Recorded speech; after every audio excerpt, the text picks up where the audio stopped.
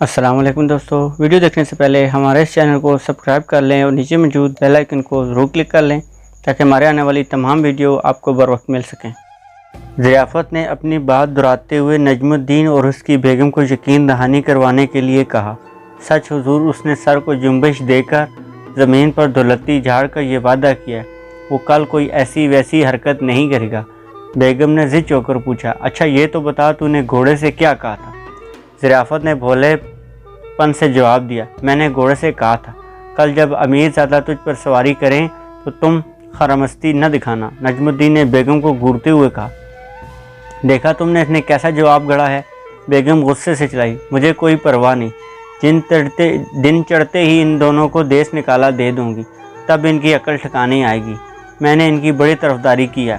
بیگم جانے کے لیے مڑی اور ابھی اس نے چند قدم ہی اٹھائے تھے، ضیافت نے صدا بلند کی، مستقبل کا سلطان آ رہا ہے۔ بیگم کے قدم یکلخت رک گئے۔ نجم الدین نے بھی نظریں گھما کر دیکھا، سامنے سے راہداری میں صلاح الدین نیم بیداری کے عالم میں آتا دکھائی دیا۔ بیگم نے 2 قدم آگے بڑھ کر صلاح الدین کو اپنے سینے میں سمو لیا۔ بیٹے کو سامنے پا کر نجم الدین چہکے، بیٹا تم نے جاگنے کی کیوں زحمت کی؟ صلاح الدین نے ماں کا پیار سمیٹتے ہوئے سرگوشی میں کہا، امی حضور آپ کیوں ضیافت کو برا بھلا کہہ رہی ہیں؟ خدا کی رنگ برنگی مخلوق دنیا میں آباد ہے، ہمیں نہیں معلوم کون کس حال میں اور کس روپ کا حامل ہے۔ بیگم نجم الدین گھبرا گئی، آہستگی سے گویا ہوئی، میں توبہ کرتی ہوں، اب آئندہ میں ضیافت سے کوئی باز پرس نہیں کروں گی، وہ تو بس تجھے عروج پر دیکھنے کی متمنی ہے۔ صلاح الدین نے نیم بیداری کے عالم میں کہا۔ وہ کہنے لگا، امی حضور جانے دیں ان باتوں کو، خدا بڑا مسبب الاسباب ہے، جب اسے کچھ کرنا منظور ہوتا ہے وہ خود ہی اس کے اسباب پیدا فرما دیتا ہے۔ بیگم نجم الدین نے بیٹے کی بات سے اتفاق کرتے ہوئے کہا، تم ٹھیک کہتے ہو بیٹا۔ اس کے بعد انہوں نے ضیافت سے کہا، ضیافت تم بھی اپنی ماں کے ساتھ جاؤ۔ ضیافت اور اس کی ماں کا اطمینان دیدنی تھا، وہ دونوں خلاصی پانے پر وہاں سے دم دما کر بھاگی۔ نجم الدین نے ماں بیٹے کو لاڈ کرتے دیکھا تو بولے، اب صلاح الدین کو سونے دو، اسے صبح جلدی بیدار ہونا ہے۔ بیگم نے جواب میں کہا، صلاح الدین بچہ نہیں ہے، وہ جانتا ہے، آپ جائیں اور نیند کے مزے اڑائیں۔ نجم الدین نے خاموشی کے ساتھ اپنی خوابگاہ کی راہ لی۔ ان کے جانے کے بعد بیگم نے صلاح الدین کی جانب پیار بھری نظروں سے دیکھا، بیٹا تم بھی جا کر آرام کرو، کل دربار میں تمہاری آزمائش ہے۔ صلاح الدین نے چہرے پر مسکراہٹ بکھیرتے ہوئے کہا، امی حضور آپ فکر نہ کریں، میں کئی آزمائشوں سے گزرا ہوں، اس آزمائش سے بھی انشاءاللہ سرخرو ہو کے نکلوں گا، آپ بس مجھے اپنی دعاؤں میں یاد رکھیں۔ بیگم نے بیٹے سے صدقے واری ہوتے ہوئے کہا، میں تو تہ دل سے تمہاری لیے دعا کرتی ہوں، اللہ تمہارے کامیابیوں کے در کھولے، میں بس اس اتھرے اور منہ زور گھوڑے سے خائف ہوں۔ صلاح الدین نے سینہ پھیلاتے ہوئے کہا، امی حضور آپ کیوں خائف ہیں؟ اگر میں ایک اتھرے اور منہ زور گھوڑے کو لگام نہیں دے سکتا تو پھر باغیوں اور دشمنوں کو کیسے لگام دوں گا؟ یہ کہتے ہوئے شمع کی مدھم روشنی میں صلاح الدین کی آنکھوں میں لہرانے والی چمک بخوبی دیکھی جا سکتی تھی۔ بیگم نجم الدین نے بیٹے کے لیے دعا گوتے ہوئے کہا، آمین ثم آمین۔ فجر کی نماز سے فارغ ہونے کے بعد نجم الدین کی نگاہ صلاح الدین پر پڑی جو ان سے اگلے صف میں بیٹھا تھا۔ صلاح الدین بھی اپنے باپ نجم الدین کی مانند صوم و صلات کا پابند اور نیک فطرت نوجوان تھا۔ اگرچہ امید تھی سلطان نور الدین زنگی آج ان کے بیٹے کو منتخب کر کے کسی معقول عہدے پر تعینات کر دیں گے، لیکن آج وہ مسجد میں محض اس لیے آئے تھے بارگاہ الہی میں رو رو کر اپنے بیٹے کی کامیابی و کامرانی کے لیے دعا کریں۔ نجم الدین نے گڑ گڑا کر خدا سے دعا مانگی اور فارغ ہونے کے بعد ان کی نگاہیں صلاح الدین کو تلاش کرنے لگیں، لیکن اپنی جگہ پر موجود نہ پا کر انہوں نے اطراف میں نظریں دورائیں، لیکن وہ کہیں نظر نہ آیا۔ اس دوران لوگوں نے انہیں گھیرے میں لے چکے تھے اور انہوں نے اپنے بیٹے کے بارے میں سوچنا ترک کر دیا اور لوگوں کے مسائل سننے لگے۔ صلاح الدین گھر پہنچا تو اس کی ماں سجدہ ریز دیکھا، وہ بھی رو رو کر خدا سے اپنے بیٹے کی کامیابی و کامرانی کی دعائیں مانگ رہی تھی۔ صلاح الدین ان کے قریب ہی 2 زانو ہو کر بیٹھ گیا۔ دعا سے فارغت پانے کے بعد ماں نے کلمہ کلام پڑھ کر اس پر پھونکا، اس کو منہ چوم کر کچھ کہنے والی تھی، ضیافت بھاگم بھاگ آن پہنچی۔ بیگم نے اسے گھورا، تجھے کیا ہوا ہے، کیوں اس قدر اندھا دھند بھاگ رہی ہو؟ ضیافت نے سہمے انداز میں کہا، جی ہاں باہر لوگ جمع ہیں۔ بیگم نجم الدین گویا ہوں، کیا لوگوں کا دماغ خراب ہے جو باہر جمع ہو رہے ہیں؟ گورنر صاحب آج مسجد میں کھلی کچہری لگائے بیٹھے ہیں اور لوگوں کے مسائل حل کر رہے ہیں، انہیں اپنے کاموں کی کوئی پرواہ ہی نہیں۔ میرا خیال ہے وہ صلاح الدین کو اپنی نیک خواہشات کے سائے تلے رخصت کرنے آئے ہوں۔ اہل دمشق کس قدر محبت کرنے والے لوگ ہیں۔ ظرافت نے جلے کٹے انداز میں کہا، محبت کرنے والے کہاں ہیں؟ وہ تو سب کے سب تماشا دیکھنے کے لیے جمع ہوئے ہیں۔ بیگم نجم الدین نے تیوری چڑھاتے ہوئے کہا، کس کا تماشا؟ آج یہاں کون سا تماشا ہونے والا ہے؟ ظرافت بیگم نجم الدین کے پاؤں میں بیٹھ گئی۔ بیگم صاحبہ میرے علم میں آیا ہے۔ بیگم نے غصے سے کہا، بس اپنا منہ بند ہی رکھ، تیرے لیے بہتر ہے، یہ سب فساد تیرے ہی دم سے ہیں۔ صلاح الدین نے ظرافت کی حمایت کرتے ہوئے کہا، امی حضور اسے بتانے دیں، یہ کیا بتانا چاہ رہی ہے؟ ہاں ظرافت بتاؤ تو صحیح، لوگ کس کا تماشا دیکھنے کے متمنی ہیں؟ ظرافت نے بے باکی سے کہا، امیر زادے آپ کا تماشا اور کس کا تماشا؟ صلاح الدین نے شرمندگی سے سر جھکا لیا۔ بیگم نے بیٹی کی سرزش کرتے ہوئے کہا، سن لیا تم نے، اور سنو اس کی بکواس۔ صلاح الدین نے کس قدر تلخی کے ساتھ کہا، امی حضور مجھے پوری بات سننے دیں۔ بیگم خاموش رہی۔ صلاح الدین کو اپنی تلخی پر صدمہ پہنچا، لیکن وہ ہر حال میں ظرافت کی بات سننے کی خواہاں تھا۔ وہ بولا، ہاں بتاؤ ظرافت، تو نے کیا بکواس کی ہے؟ میرا کون سا تماشا ہونے والا ہے؟ ظرافت نے بے باکی سے کہا، خدا نہ کرے آپ تماشا بنیں، لیکن وہ اسی نیت سے جمع ہوئے ہیں۔ وہ اس خیال کے حامی ہیں اتھرا اور منہ زور گھوڑا آپ کو اپنے پیٹھ پر سوار نہیں ہونے دے گا۔ صلاح الدین نے کچھ سوچتے ہوئے سر کو جنبش دی۔ اچھا تو یہ بات ہے، کوئی بات نہیں، اللہ مالک ہے۔ بیگم نجم الدین نے ایک نیا فیصلہ صادر کر دیا، بیٹا آج تم دربار میں حاضری نہ دو، پیغام بھجوا دو، میری طبیعت ناساز ہے۔ صلاح الدین نے حیران ہوتے ہوئے کہا، امی حضور آپ نے کیا فرمایا؟ میں دربار میں کیوں نہ حاضری دوں؟ بیگم نے بیٹے کو گھورتے ہوئے کہا، آج صبح سے میری دائیں آنکھ پھڑک رہی ہے، اس کے علاوہ گھوڑے کے بارے میں بھی کئی الٹی سیدھے باتیں سنی ہیں۔ ظرافت نے بڑے وثوق کے ساتھ دعویٰ کیا، گھوڑے کی تو آپ پرواہ نہ کریں، میں نے سب معاملہ درست کر دیا۔ صلاح الدین نے اپنا غصہ ظرافت پر نکالتے ہوئے کہا، یہ کیا بکواس کر رہی ہو؟ تو نے کیا درست کر دیا ہے؟ ظرافت صلاح الدین کے غصے سے سہم گئی اور ڈرتے ڈرتے کہنے لگی، درست؟ ہاں بالکل درست کر دیا۔ صلاح الدین زور سے گرجا، خاموش ہو جاؤ، میں نجم الدین ایوب کا بیٹا ہوں، صلاح الدین ہوں۔ اگر میں اتھرے اور منہ زور گھوڑے کو قابو نہ کر سکا، میری زندگانی بے سود ہے۔ اس سے بہتر یہی ہے گھوڑا مجھے اپنے پیٹھ سے گھرا کر مجھے رونتا ہوا گزر جائے اور میری زندگی تمام کر دے۔ بیگم نجم الدین خائف ہو کر اٹھ کھڑی ہوئیں۔ خدا ایسے المیے سے دوچار نہ کرے بیٹا، ایسی باتیں کیوں منہ سے نکال رہے ہو؟ بشگونی کی بات منہ سے نہ نکالیں۔ امیر زادہ میری اور میری ماں کی جن آپ پر قربان۔ ایک کنیر نے گھبراہٹ کے عالم میں اندر آ کر مطلع کیا، امیر زادے سرکار کا گھوڑا آ گیا۔ ظرافت کا رنگ ایک لمحے کے لیے زرد پڑ گیا۔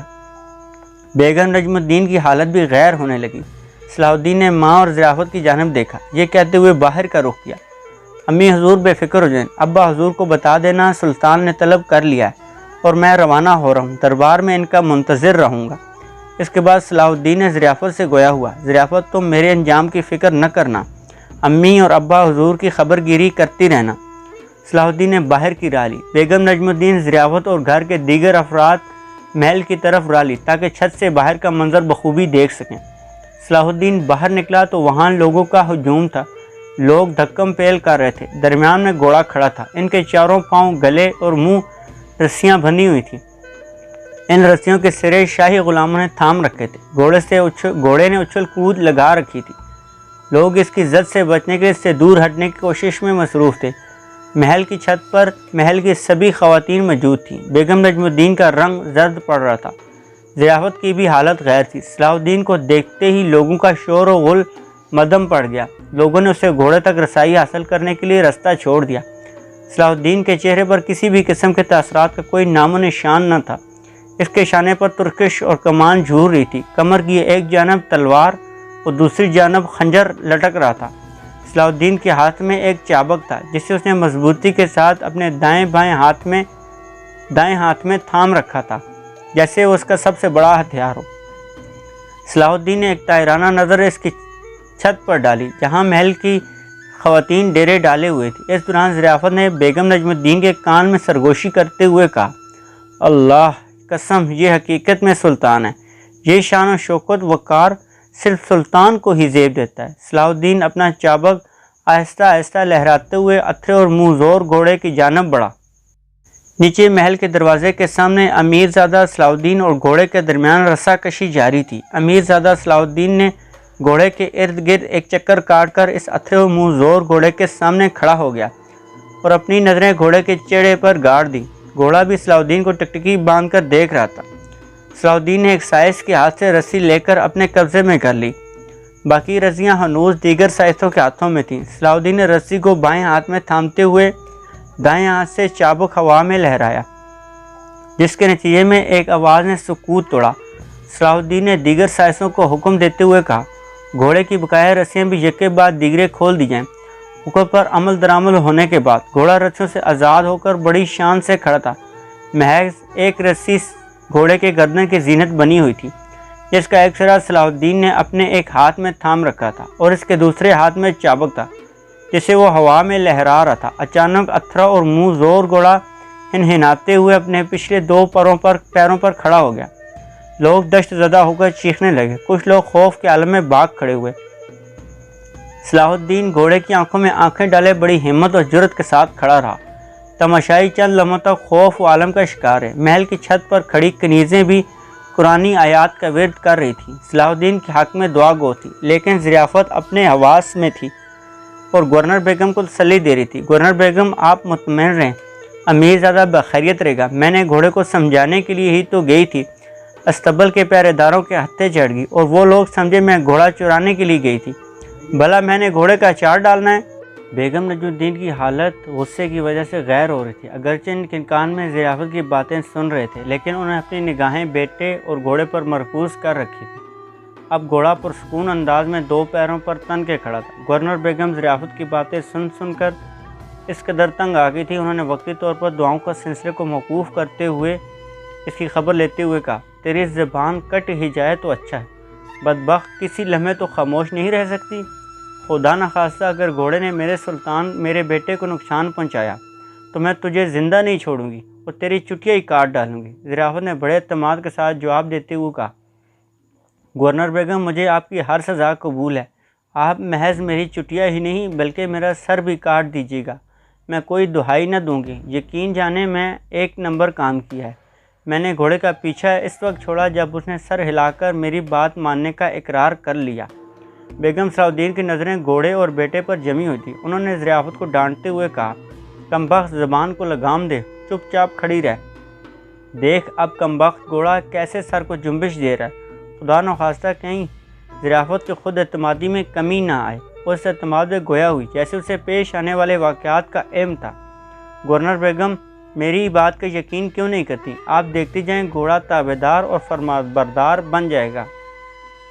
اب اس ضیافت کی بات اپنے اختتام کو پہنچی تھی۔ گھوڑا حسب معمول چاروں پیروں پر کھڑا ہو گیا۔ اس نے اگلے دونوں پاؤں جو ہوا میں لہرا رہے تھے نیچے گرا لیے۔ ضیافت خوشی سے چلائی، بیگم جی دیکھ لیں، میری بات سچ ثابت ہوئی۔ گھوڑا کیسے تابعداری اور فرمانبرداری کا مظاہرہ کر رہا ہے اور سر جھکائے کھڑا ہے۔ گھوڑا اب خاموش کھڑا تھا، بلکہ تابعداری اور فرمانبرداری کا مظاہرہ کر رہا تھا۔ لوگ حیرت کے عالم میں اپنی اپنی قیاس آرائیاں کر رہے تھے اور خوف کے عالم سے نکل چکے تھے۔ ایک تماشائی نے اپنے خیالات کا اظہار کرتے ہوئے کہا، یہ ہے شاہی روب دبدبہ، پہلے کیسے کرتب کر رہا تھا اور اب کیسے رام ہوا کھڑا ہے۔